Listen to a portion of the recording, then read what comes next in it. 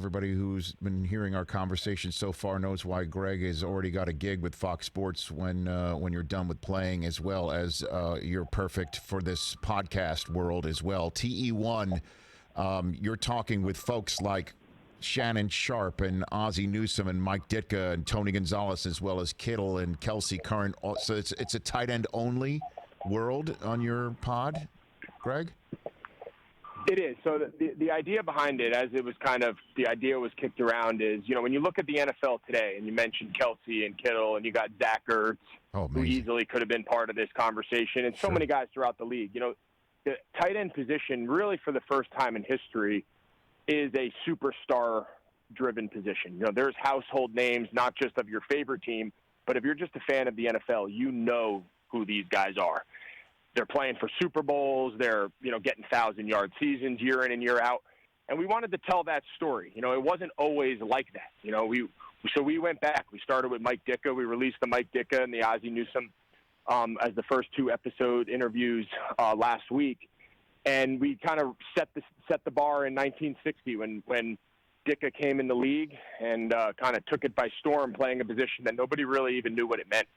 And we talked about it with Ozzie Newsome, who kind of carried that torch forward. And it brings us to tomorrow. We'll launch Shannon Sharp, who was just awesome. Anyone who's ever listened to him, or, you know, he's not short of opinions and short of stories. And, you know, just the guys that we got to tell this kind of evolution of the tight end position really exceeded my wildest imagination. And from Shannon, we go to Tony Gonzalez. You know, we start out with 4 Hall of Famers in a row. Nice. And I mean, it was just so cool to hear them open up and share their stories of their upbringings. It was so relevant to today's time here, you know, talking with Ozzie about growing up in the South during segregation, and Shannon touching on it. When I talked to Shannon, it was shortly after the George Floyd tragedy, and everybody, you know, the movement, and everybody was, you know, the world was kind of in uproar. And here I am talking to Shannon, and he's touching on his life growing up in Georgia, and it was so timely, just the way it worked out.